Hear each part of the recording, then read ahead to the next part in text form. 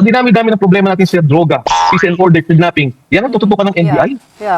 Meron pong mga report na sa amin, prostitusyon at ng paggamit ng ipinagbabawal na gamot. Ng paggamit ng ipinagbabawal na gamot. Ng paggamit ng ipinagbabawal na gamot. Ikaw ang naglagay sa pamilya mo dyan sa negosyohan.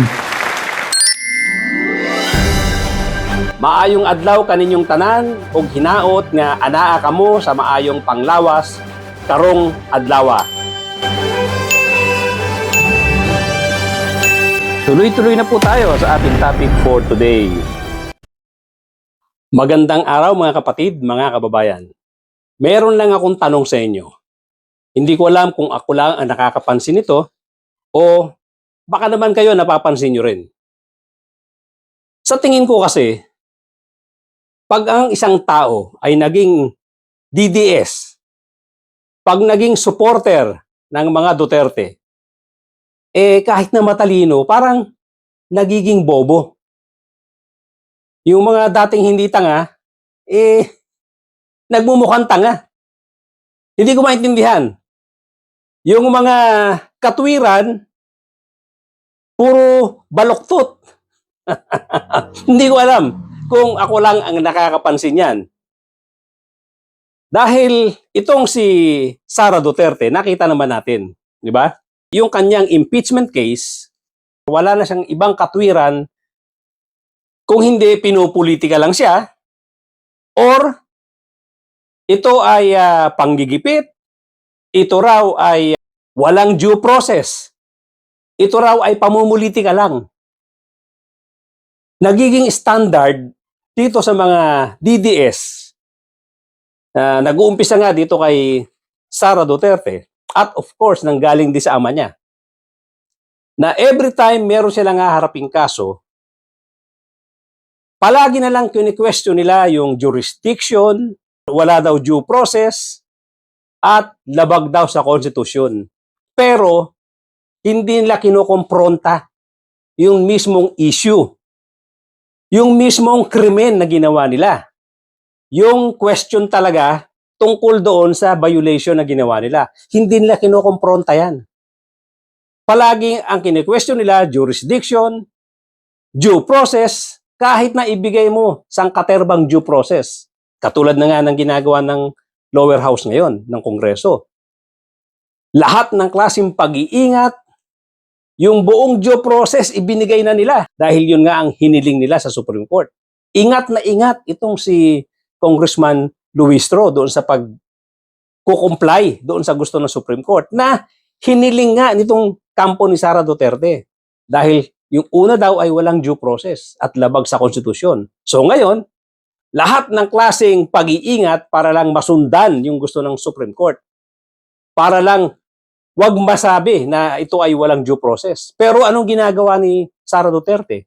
Hindi sumisipot. Hindi sumisipot. Hindi sumisipot sa mga pagdinig, pero meron pa siyang mukha para sabihin na ito ay walang due process.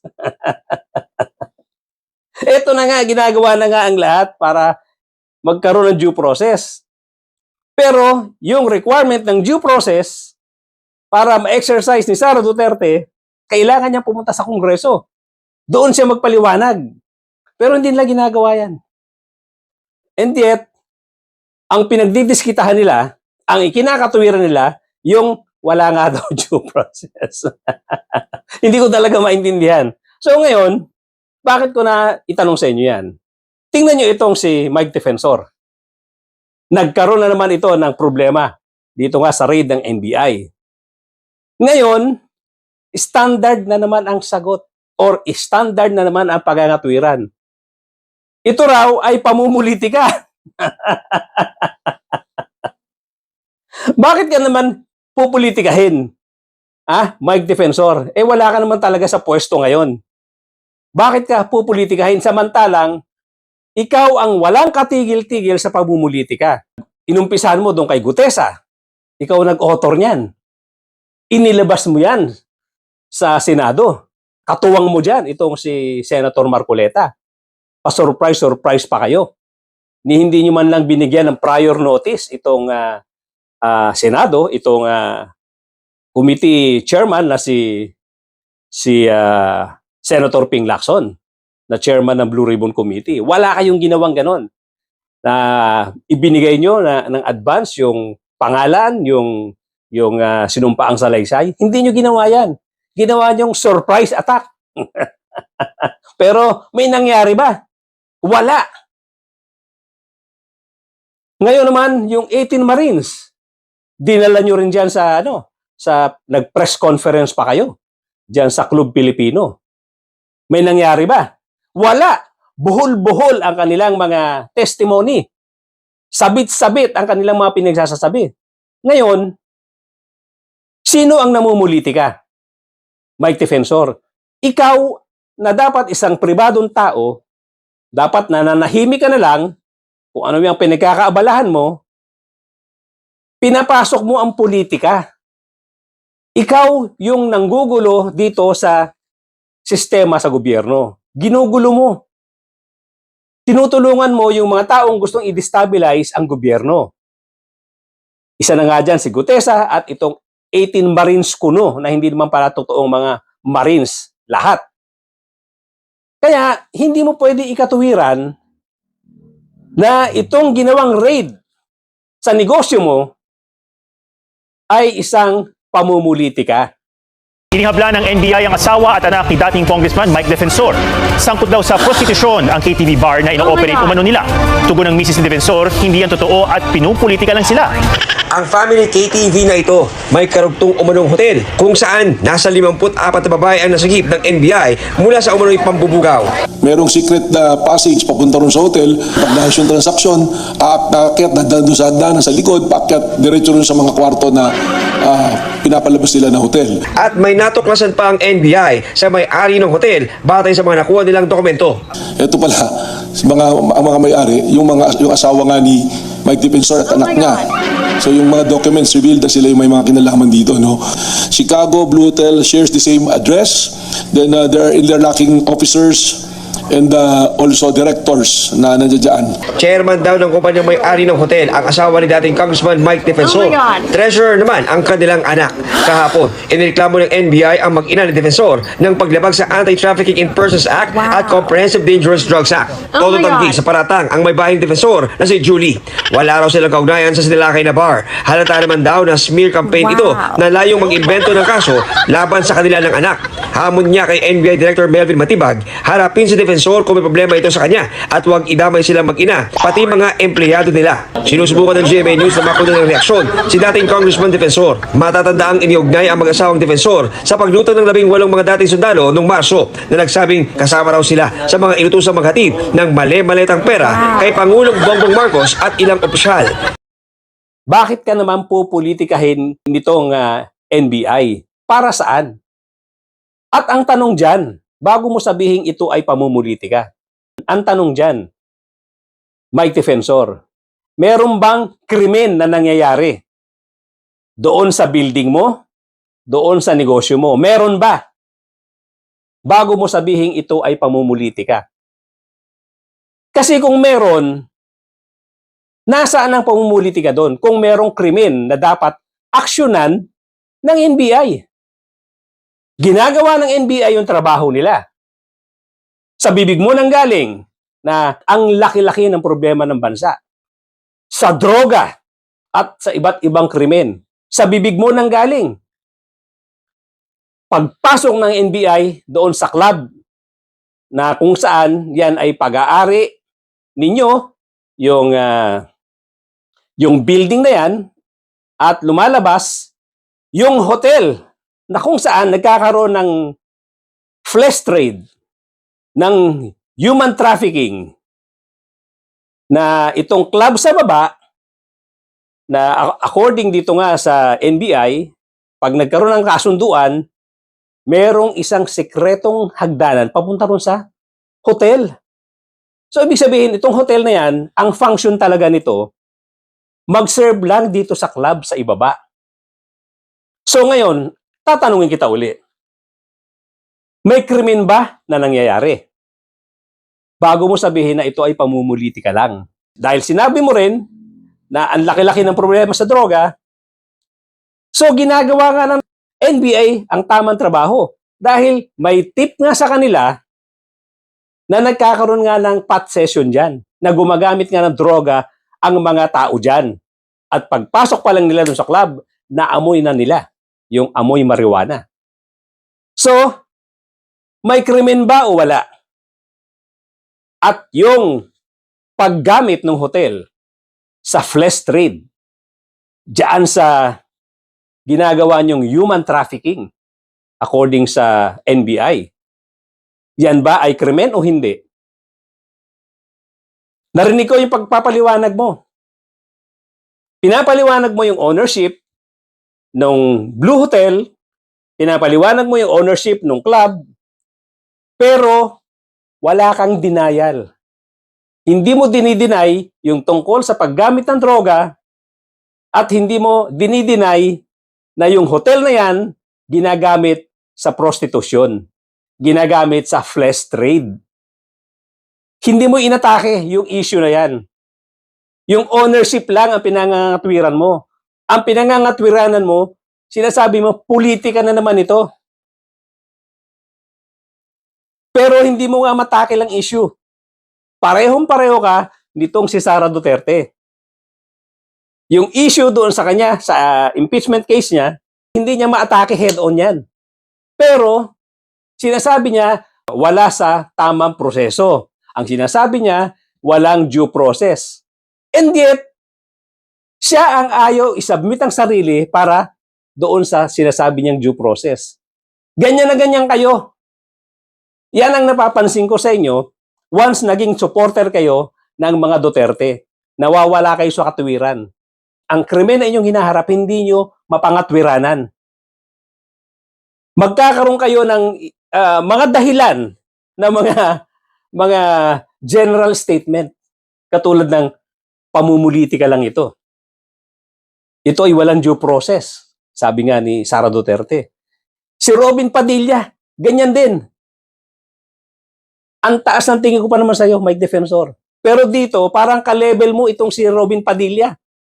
Ka-level mo itong si Sara Duterte na lumalabas nga na may kahinaan ng ulo. Ano sabi ni Robin Padilla? Dapat daw, itong impeachment ni Sara Duterte ay hindi mo na ginagawa dahil daw meron tayong krisis. Hindi ba kahinaan ng ulo yan? Balikan natin. Mike Defensor. Ito ganun din, general statement na naman. Kaya kasi sinasabi ko, bakit ang mga tao, pag naging supporter ng mga Duterte, humihina ang ulo kahit napakatalino. Nagmumukhang tanga, nagmumukhang bobo. Isipin mo ito. Obvious na may krimen. Obvious na may nangyayaring hindi maganda doon sa building na against the law. Pero ikakatwiran niya. Ikakatwiran itong si Mike Defensor, pamumulitika. Mga tinamaan kayo talaga ng lintik. Depensa ni NBI Director Matibag, galing sa SEC ang mga dokumentong naging basihan nila sa paghahabla. Maganda, sagutin lang nila dahil malinaw naman, the law is clear kung ano yung violation ng anti-human trafficking. It so happened that former Congressman Mike Defensor is so active in the political fronts. Tapos ngayon may nangyayaring illegal na involve yung pamilya mo, i-connect yun sa politika. I don't think that is fair. Technically, Congressman, a KTV bar or a nightclub is not an illegal business per se. But as the landlords, were you aware of the nature of the business? Kasi ang sabi po ng NBI dito that sexual services were being offered. Well, you know, ang sinasabi ko, yung operations nila is operations nila yon. In the same manner na yung Korean restaurant, we don't know the ingredients. We don't know what they cook, what they serve. We don't know their culture. So that's them. That's their operations. Ang pino-point out ko lang, di ba, ang dami nating problema ngayon. Oh my God. Si Atty. Matibag, ang tinututukan, tingnan niyo lahat ng records ng NBI, puro mga korporasyon ng mga kalaban. Puro mga kalaban. So, sa akin, ilang corporations na may involvement ako na tinira nila. Of course, they will justify. May basis. Pero sinasabi ko sa kanya kay Atty. Matibag, sa panahon ngayon na ang daming gutom, ang daming naghihirap, huwag mong gamitin ang politika para mangkikip ka ng mga tao. Ay ngayon sa kung naging kabinete, wala akong ginapit kahit isa. Wala makakapagsabi na I went to their companies, ginamit ko BIR, I check on them, walang ganyan. It was just a political back and forth of the issues that we were concerned with. Ito, grabe ginagawa na, pati personal. Yeah. Pati pamilya ko, dinadamay nila. Sir, SEC records show that your wife Julie was listed as the president of Zerin Development Corporation, Oh my God. which does business Correct. under the name of Blue Hotel. So, Yes. I mean, I know you're saying that you guys are just landlord, but she was also serving as the president of the company, right? So, in a way, Yes, she's also operating it. No. We gave that up in 2019. We have records to show that. Kung yung lahat ng yan, turn over na namin to the new group, to the new owners. It may have been registered under our name, pero hindi Oh na my kami God. involved. Standard ang sagot ninyo. Pare-pareho kayo ng inyong pinuno, ng inyong poon, na may hinaharap na malalaking krimen, malalaking issue, pero ang itutugon sa inyo, walang due process, pamumulitika, walang jurisdiction, at kung ano-ano pang mga general statement. Kagaya nga nitong si Mike Defensor. Atakihin nyo, harapin nyo, sagutin mo, Mike Defensor, yung problema na nakita ng NBI. Tatanong ko ulit, may krimen ba o wala? May gumagamit ba ng marijuana, ng droga dyan sa establishment na yan o wala?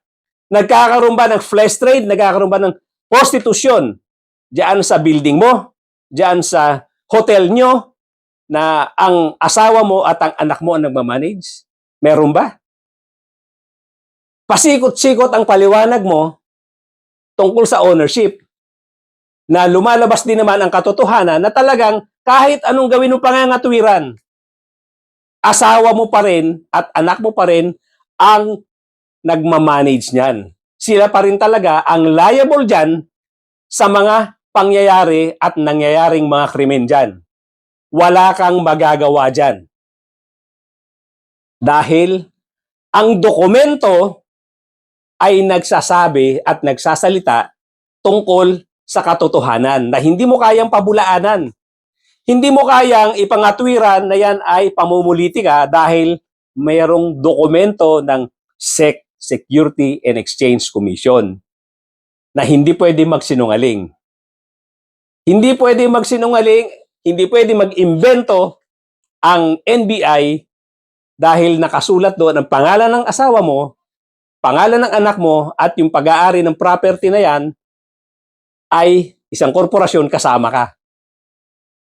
At ang pagsalita nga, ang pananalita nga ng NBI, sa ngayon, hindi ka pa isinama. Pero malaki ang posibilidad na later on, kasama ka na diyan sa kakasuhan. At kasama kayong, at sama-sama, magiging magkasama kayo ng pamilya mo sa kalaboso pag yan ay nakita talagang merong ebidensya na kayong magpapamilya ay may kinalaman at alam nyo ang nangyayari sa establishment na yan.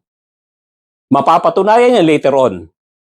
At hindi nyo maiiwasan. Non-bailable ang kasong human trafficking.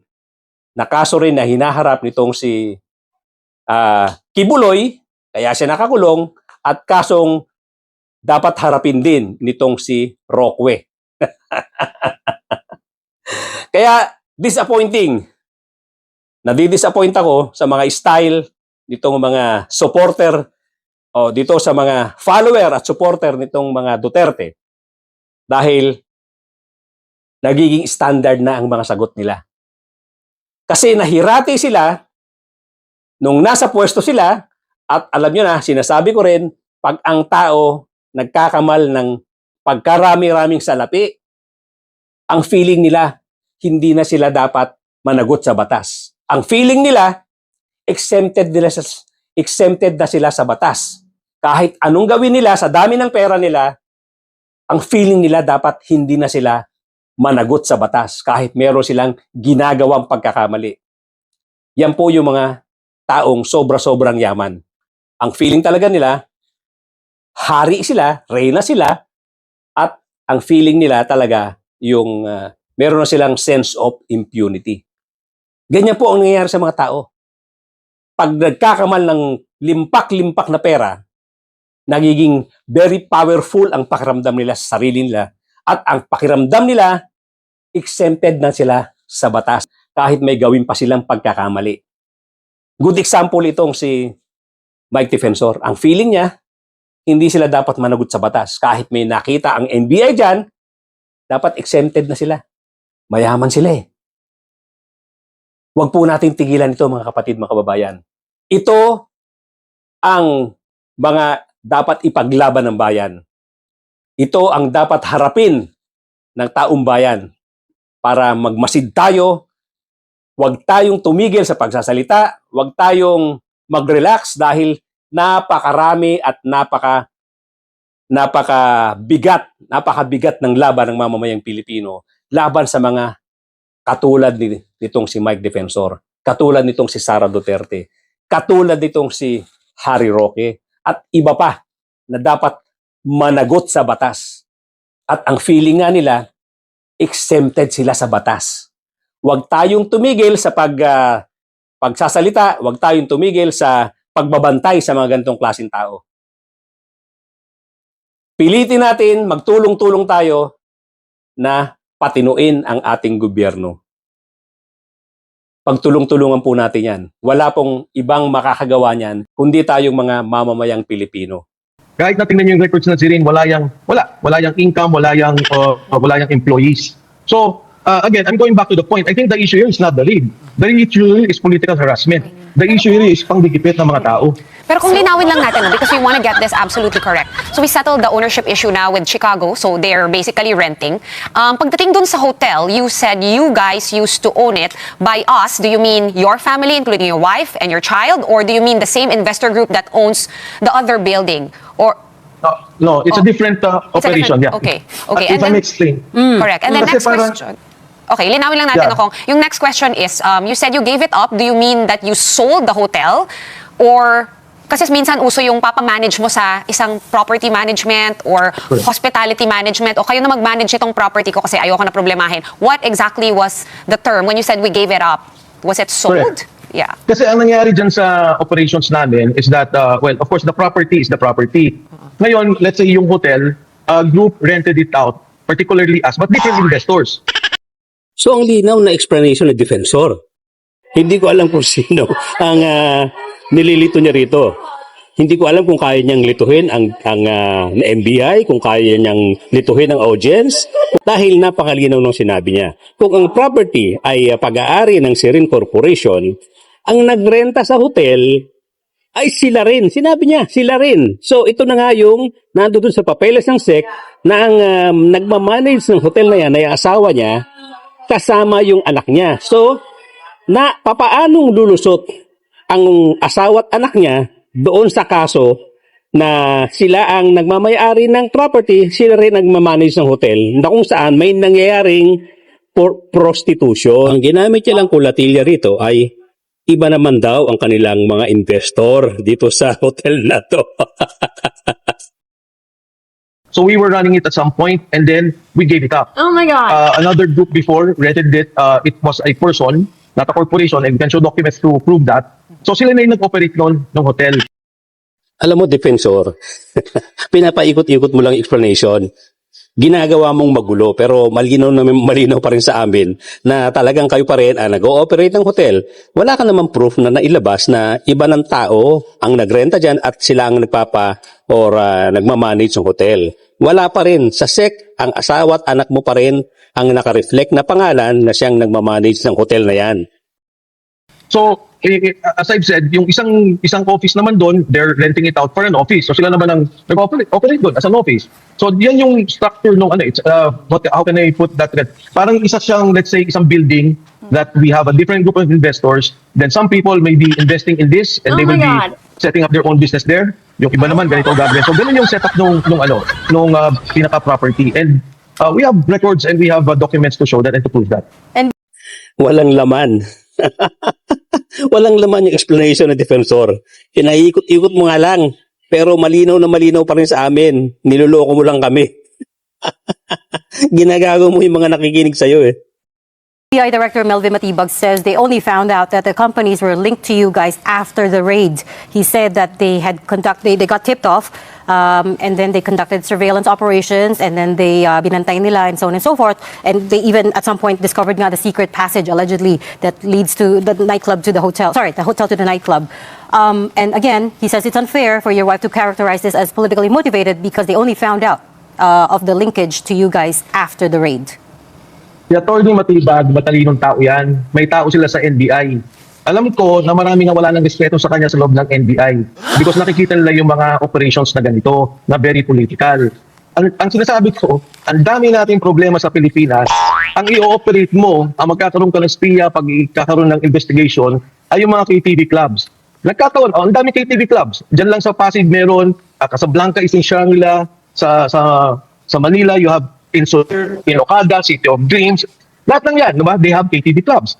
So, bakit natututukan itong kumpanyang to? Bakit natututukan yung particular operation na to? Sa dinami-dami ng problema natin sa droga, peace and order, kidnapping, yan ang tututukan ng NBI? Yeah. Oh my God. Eksakto ang sinabi mo. Kaya yan ang tinututukan ng NBI, yung club mo, may mga gumagamit daw ng droga dyan, may nagtip sa NBI at merong prostitusyon. Tamang-tama ang kasagutan mo doon sa tanong na ibinabato mo. Oh my God. Yeah. And So, yet, it is political. and yet Itong ginagawa nito ni Matibag, wala pa siyang 1 year. Yung attack niya, left and right, hindi lang sa akin, sa lahat ng tao. You know, and I think that should be a cause for concern. Huwag siyang mag-defeat because of politics, because ibang paniniwala ng tao sa paniniwala niya. Anong sabi po ni Mike Defensor doon sa interview niya kagabi doon sa isang stasyon? Matagal nang hininto yan, 2019 na. Pero nung tinanong, sino pinagpasahan, hindi nila masabi. Kasi lungalingan po. Hawak ko po ang dokumento, ang lease contract was signed 2025, ang nakapirma, asawa po niya. Oh At my ang God. business permit po nila sa Pasig, si Rin pa rin, for 2026. Sino po kayo na nagsisinungaling? No, challenge by Defensor. Pati po yung asawa niya, huwag nating dalhin sa usapin ng politika. At huwag po sabihin na dinala ko ang pamilya mo dahil sa politika. Ikaw ang naglagay sa pamilya mo dyan sa negosyo mo. To put it in context, no? Hindi natin po natin yung pangyayari na yan. Yung pong lugar na yun, yung Chicago KTV, was registered as a family KTV. Pero meron pong mga report na sa amin na ito ay nagkikipugan po ng prostitusyon at ng paggamit ng ipinagbabawal na gamot. Hindi po kasalanan ng NBI na yung asawa at anak mo ay mapasama sa kaso dahil inilagay mo sila sa hanap buhay na kailangan may papanagpil. Yun na lang po, last na. Yung drugs naman po, kung nakita yan po, plain view yan.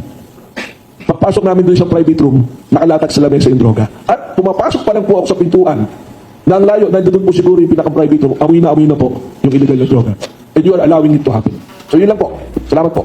Ipaglaban po natin ang tama. Huwag po tayong padadala sa mga general statement na pamumulitika, walang due process, walang jurisdiction, gaya ng sinasabi ng tatay nila, na tatay digong nila, na ngayon, lumalabas ang final judgment doon sa jurisdiction na inihirit nila, totoo may jurisdiction ang ICC at ngayon magtutuloy-tuloy na ang trial nitong si Digong Duterte at malamang-lamang mapatunayan na ito ay may kasalanan at magtuloy-tuloy na ito sa kalaboso. At itong kaso ni Sara Duterte, huwag din natin titigilan dahil alam naman natin na itong mga pinagagawa niya diyan sa DepEd at diyan sa kanyang pwesto bilang Vice President ay marami siyang dapat sagutin sa bayan. Again, itong si Mike Defensor, may pananagutan din sa bayan ito. Dito sa ginagawa niyang, dito sa nakita ng NBI na nangyayari sa kanyang establishment. Uulitin ko, wag po tayong padadala sa mga pangangatuwiran na wala sa lugar na nanggagaling dito sa mga tagahanga, sa mga follower at ganoon na rin kay Sara Duterte, sa mga follower at sa mga tagasunod nito mga Duterte at lalong-lalo na yung kanilang Diyosa na si Sara Duterte. Hanggang dito lang po muna mga kapatid, mga kababayan. Thank you so much for joining me today. Doon po sa mga bago lang sa aking channel, kindly subscribe, kindly hit the notification bell, pati na rin po yung like button. Importante po sa amin yung subscription ninyo sa mga bago lang dito sa aking channel. Malaking tulong po sa aming mga content creator yan. At inyong mga like and comments, pipilitin po nating masagot.